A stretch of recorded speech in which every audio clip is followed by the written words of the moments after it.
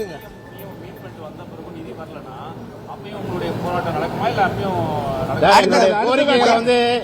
கோரிக்கைகளை ரெண்டு விஷயமா பிரிச்சிருக்கோம்.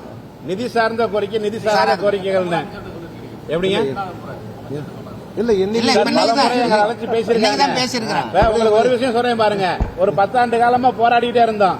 எங்களை அழைச்சே பேசாம இருந்த ஒரு அரசு இப்ப நாங்க போராட்டம் அறிவிக்கும் போதெல்லாம் அழைச்சு பேசுறாங்க. இந்த முறை எங்களுக்கு மிகுந்த நம்பிக்கை இருக்கு. அரசாணை 243 நிச்சயமாக ரத்து செய்யப்படும். அதற்கான திருத்தங்கள் பாதிப்பு இல்லாம வெளிவருன்ற நம்பிக்கை எங்களுக்கு ஏற்பட்டிருக்கு. எப்படிங்க? அதாவது அது ஒரு 243 சம்பந்தமாக இன்றைக்கு நாங்க வந்து விரிவான அறிக்கை அமைச்சர்கிட்ட அதுல தொடக்க கல்வித்துறையில் பணியாற்றக்கூடிய 90% ஆசிரியர்களுக்கு இதுல என்ன பாதிப்பு இருக்கு அப்படிங்கறத நாங்க விரிவா விளக்கமா முதன்முறையாக பள்ளிக்கல்வித்துறை அமைச்சர்கிட்ட நாங்க விளக்கமா சொல்லியிருக்கிறோம். எங்களுடைய பாதிப்புகளை அவர் வந்து தெளிவாக புரிந்திருக்கிறார். இது சம்பந்தமாக முதலமைச்சருக்கும் அவங்க இந்த அரசாணையில் இருக்கக்கூடிய பாதிப்புகளை தெரிவிச்சிருக்கிறாங்க. விரைவில் அதற்கு அந்த தேவையான மாற்றங்களை அந்த அரசாணை 243 செய்வதாக அவங்க வந்து சொல்லியிருக்கிறாங்க. அது தொடர்பாக விரிவான ஆலோசனை நடைபெற்றுக் கொண்டிருக்கிறது. விரைவில் அதற்குரிய தீர்வு கிடைக்கும் அப்படிங்கிற நம்பிக்கை இன்றைக்கு இந்த கூட்டத்தில் நடந்து கொண்டிருக்கும் பொழுதே முதல்வரிடத்திலிருந்து அழைப்பு வந்தது. இந்த பேச்சுவார்த்தையுடைய தன்மையை உடனே முதல்வர்கிட்ட கொண்டு போய் சேர்த்ததாகவும் தகவல் சொல்லியிருக்கிறார் அமைச்சர். இந்த பேச்சுவார்த்தையினுடைய தகவலை இன்றைய நிலையிலே கொண்டு போய் சேர்த்ததனுடைய அடிப்படையிலும் இதற்கான நம்பிக்கை எங்களுக்கு ஏற்பட்டிருக்கிறது. 243 நிச்சயமாக ரத்து செய்யப்படும் என்றால் பெரும்பான்மையான ஆசிரியருக்கு பாதுகாப்பு அளிக்கப்படும் என்ற உத்தரவாதம் எங்களுக்கு கிடைத்திருக்கிறது.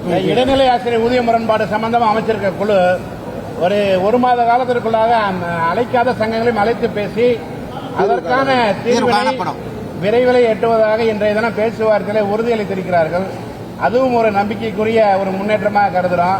ஏன்னா ஒரு 15 ஆண்டு காலமாக பாதிக்கப்பட்டிருக்கிற இடைநிலை ஆசிரியருடைய பிரச்சனை மத்திய அரசுக்கு இணையான ஊதியம் நிச்சயமாக அது பரிசீலிக்கப்படும் என்ற உறுதியினையும் இந்த பேச்சுவார்த்தையிலே உறுதி பெற்றிருக்கிறது. பத்திரிகை நண்பர்கள் நன்றி. மத்திய அரசு சமக்கிர சிக்ஷா அபியான் அவங்க வந்து மத்திய அரசு சமக்கிர சிக்ஷா அபியான் திட்டத்தில் தமிழ்நாடு அரசுக்கு அளிக்க வேண்டிய கடந்த அளிக்க வேண்டிய நிதி 532 கோடி ரூபாயை தேசிய கல்விக் கொள்கையை அமல்படுத்தாத காரணம் காட்டி அதை வந்து நிறுத்தி வச்சிருக்காங்க. இதனால தமிழ்நாட்டில் இருக்கக்கூடிய மாணவர்கள் பாதிக்கப்படுவாங்க, ஆசிரியர்கள். அதனால அந்த நிதியை உடனடியாக மத்திய அரசு விடுவிக்கணும் அப்படிங்கிறது கோரிக்கை. சரி, ரொம்ப நன்றி.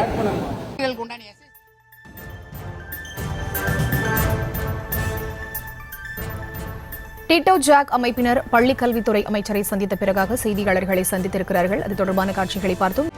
செய்திகளை உடனுக்குடனும் துல்லியமாகவும் தெரிந்து கொள்ள சப்ஸ்கிரைப் பண்ணுங்க.